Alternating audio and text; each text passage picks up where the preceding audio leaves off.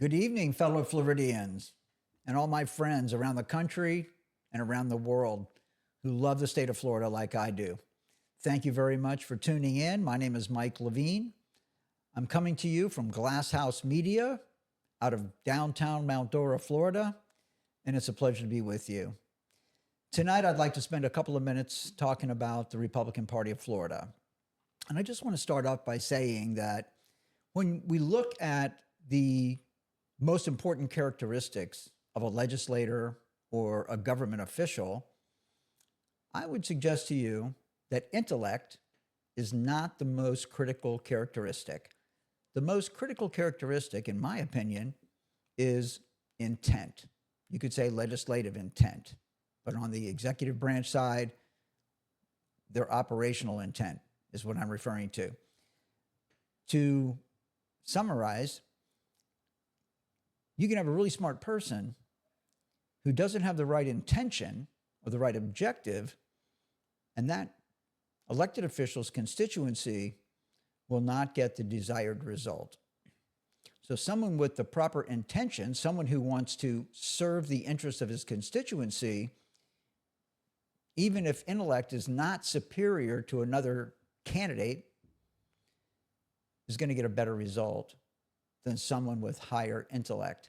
No matter how smart a person is, if their intention isn't right, the result will never be correct. So in my preparation over the last few weeks, looking at how to set up some of the messaging that I'd like to convey to you through Glass House Media, my first thought was to reference the Florida State Constitution. And in the Florida State Constitution, in Article 1, Section 1, the very first thing that the Constitution establishes is that political power is inherent in the people. And while the Constitution may refer to rights granted to different government agencies and other entities, it always has to be remembered that political power, according to the Constitution of the state of Florida, is inherent in the people. So the next thing I'd like to talk about is the Republican Party of Florida's loyalty oath. So everyone who is a member of the Republican Party of Florida has to sign a loyalty oath. And in a nutshell, the loyalty oath says that no member of the Republican Party of Florida, which would include state committee men, state committee women, county chairs, local precinct committee men and committee women, will not use their position in the party to the benefit or detriment of one Republican compared to another in a primary election. And I think that's a really important thing that we need to take a close look at. So there's quite a few things that influence political power. I just want to start off by saying that incumbency is a really big deal. When people get elected to public office, they immediately have budgets and responsibilities to report to their constituencies. So that means that when you have a state senator, representative, the governor of the state of Florida, the cabinet, your local county commissioners, your local constitutional officers, city council members, etc., by the nature of the job they do, they have a responsibility to report to their constituencies. And the government pays for that, which means that when you get things in the mail, then they're going to have their name, possibly their photograph, their contact information, but they're constantly reinforcing, driving name recognition among all of their constituencies in the city, county, state, or federal government, no matter what level of government we serve in. Incumbency highly influences a candidate's ability to get reelected. Incumbents are much more likely to get reelected than challengers. The next thing, of course, is special interests. And special interests, by definition, are a collective of people. And just like when our government collects our taxes, it creates big budgets. Special interests also have large numbers of constituencies, and typically, to be a member of a special interest, then somebody pays dues or makes contributions and has other responsibilities associated with being a part of that special interest group, whether it's a trade association or a labor union or a religious affiliation. Typically, that special interest has a pool of money that they have at their disposal in order to carry out and advance the interests of their memberships. And I just want to point out right now that government is a special interest in itself.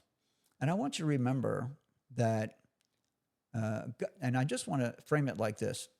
I think if any of us went out and talked to any of our city council members, any of our county commissioners, state representatives, state senators, governors, cabinet members, whatever, and we asked a simple question: is a bigger budget for your agency an objective of yours? Is bigger better? And I'd be really surprised if we could find someone in public office who would say that bigger is not necessarily better. So the point is, especially when we take a look and see what's going on in the economy right now with inflation of everything, keep in mind that the government cash flows are impacted by the cost of goods, everything that's taxed. So I could give you 100 examples, but let's just say we have a toll road. And the more traffic on the toll road, the more money the government collects. We have sales tax. When we go buy things at the grocery store, or not the grocery store particularly, but at a retail store, then the price of that item, the higher the price is, the higher the sales tax, and the more money flows into the government. So the argument could be made that the government benefits from retail inflation. The housing market is the same way. The higher the price of the house, the more taxes are collected when deeds transfer and when mortgages are originated. So just keep in mind that the government itself is a special interest, and the interests of the government are not always aligned with the interests of the people. Inflation is a classic example. As a working Floridian, inflation is bad. But if you're the government and you're taxing the price of goods, inflation may not be such a bad thing. We're talking about factors that influence elections. And of course, elected officials, we've already talked about incumbency, but elected officials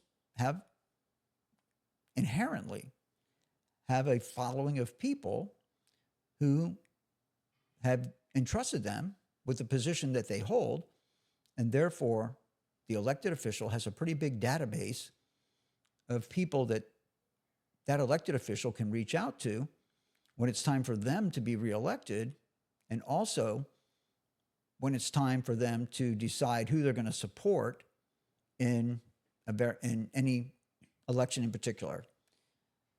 So elected officials, by nature of their influence, have a lot of influence over who gets elected in their cities, counties, state, et cetera.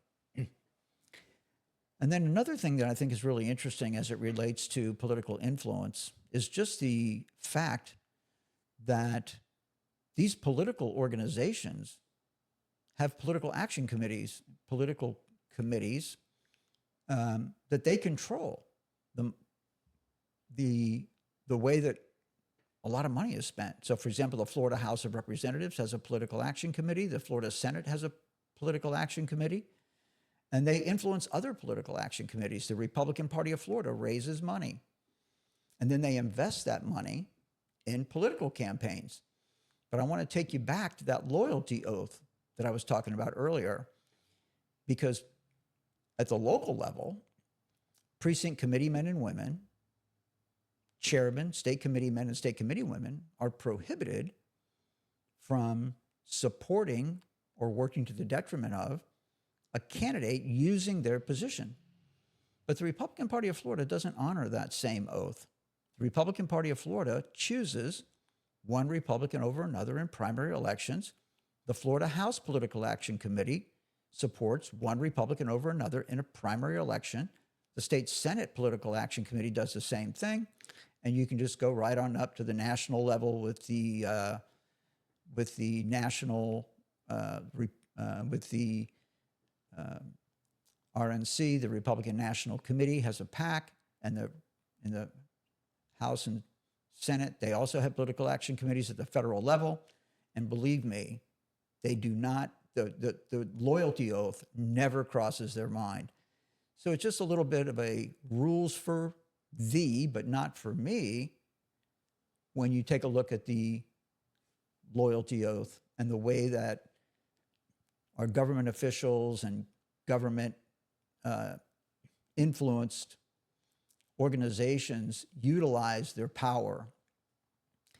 And it just, to me personally, I just think it is not right and not fair that local Republican Executive Committee members should be held to the loyalty oath when the state and national people trample all over it.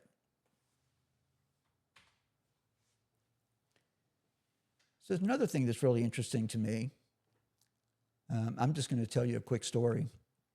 And that is when I became the chairman of the Republican Party in Lake County, Florida in 2012, I was told by the Republican Party of Florida, and it's a natural assumption, that in my role as chairman, I'm a liaison between the Republican Party of Florida and Republican voters in Lake County. So the delegation that was in place when I was a chairman, we took that pretty seriously, and we actually went around Lake County and we talked to Republicans about what was important to them.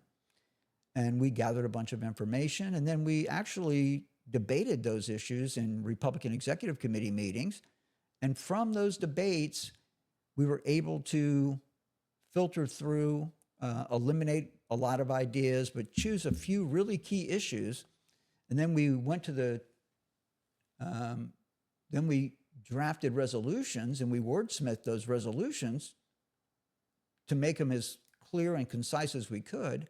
And then, of course, we voted on the resolutions. And at the time, the rule was that in order to pass a resolution and codify a policy issue as the official voice of the local party, you had to get a 2/3 vote of a quorum present in order to achieve the codification of that resolution. And we did that quite a bit. And when we codified a resolution and we established it as the official voice of the party, we sent the resolution to the Republican Party of Florida. We sent it to the cabinet. We sent it to the legislature, and we sent them around to all the other Republican executive committees in the state. And it turns out that the Republican Party of Florida was not happy about that at all. And to this day, we're now 13 years into this.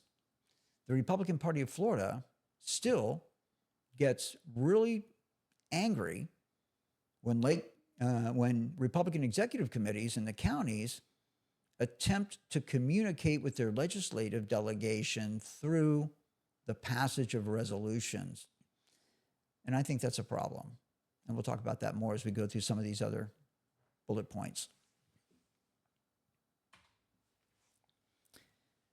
So the Republican Party of Florida has executive committees in every county, 67 counties in Florida, and all of the members of that executive committee are volunteers.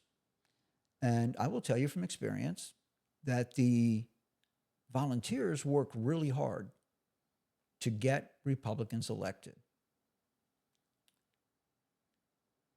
Yet, the Republican Party of Florida is not interested in local grassroots opinion on policy. And I find that to be offensive. I think it's a slap in the face to Republican voters. I think it's completely antithetical, as I said in my previous comments, that intellect is not the most important characteristic of an elected official. Intent is. And when the Republican Party of Florida tells Republican volunteers that they're not interested in their opinions on public policy, then I would suggest that those elected officials and agents of the elected officials working through the Republican Party of Florida are basically saying to voters, constituents, that their interest is not their intent. They're going to Tallahassee, to the legislature, to achieve other objectives. And that is a real problem, ladies and gentlemen. Just to top this conversation off, I'd like to say that I've talked to several business leaders, and I've talked to people in the Republican Party of Florida. I've talked to state legislators about this. And every person who's responsible for making decisions has agreed with me that typically the more opinions we get as we study an issue, the better decision we make because we have more information. And I haven't found a single person who disagrees with that concept, yet the Republican Party of Florida doesn't understand that Republican activists in the counties are really smart, point number one, and that they have really good, not just ideas, but legislative action items that are actionable, that will help these legislators do a better job for their constituents. So when the Republican Party of Florida and those people who agree with the Republican Party of Florida on the issue of resolutions in local Republican executive committees, I find it hard to believe that those people have their constituents' best interests at heart. There's nothing that says that a legislator or an elected official has to act on the resolution that is submitted to them, although the resolution has been thoroughly researched in most cases and wordsmithed and scrutinized and passed. So in a lot of cases, this is stuff that really should get done. This is what Republican constituents are telling their legislators that they want. And if a legislator doesn't want the same things that his constituent want, then the legislature should not be in power. And I'll leave this at that.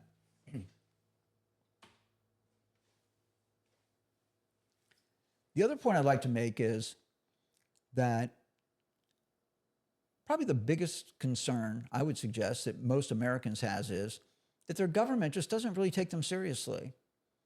You know, we can look around and see what's going on in Washington, D.C. right now with Elon Musk and DOGE, the Department of Government Efficiency and those kind of things. And obviously, our government has been running ramshod over the citizens for a really long time. And I know, because I've been out and talked to a lot of voters over many years, and I know that voters believe that their legislators do not have their best interests at heart and do not act in their best interests. So I would suggest that as a political party, the way to make sure you never lose an election is to stay really closely tethered to your constituents and listen to what your constituents have to say, because when the party responds, like our great President Donald Trump is responding, and is actually carrying out his campaign promises, then the party has a much higher probability of winning future elections. So I believe it's in the best interest of the Republican Party of Florida to listen to its constituents, encourage local Republican executive committees to have policy committees, establish platforms, write resolutions, deliver legislative priorities to their legislative delegation. Because this is, with the right attitude, this is the local constituent actually assisting the legislator or executive branch elected official in getting the job done for the people and in actually enhancing the performance of the elected official. I think that's really important.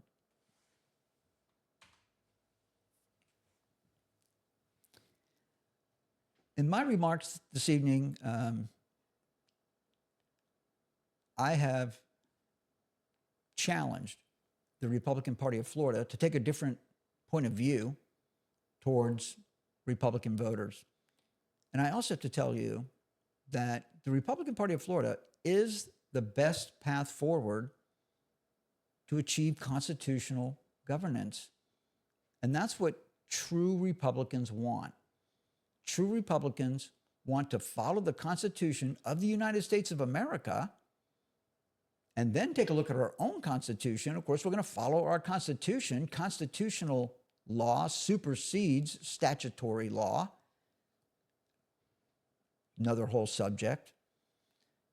But we're going to follow our Constitution. We want to follow our Constitution. We are required to follow our Constitution. And the Republican Party of Florida is, in fact, the best path forward to achieve constitutional government. And I just want to be clear about that. While I do have some improvements that I believe the Republican Party of Florida could make, I am a supporter of the Republican Party. So I'd just like to take this opportunity to thank you for listening to my comments. I'll be doing many more of these videos on lots of other subjects, and I do appreciate you tuning in. And there's just one more thing. I'd just like to say, may the Lord bless you and keep you. May his face shine upon you and be gracious to you. May he lift up his countenance upon you and give you his peace. Thank you.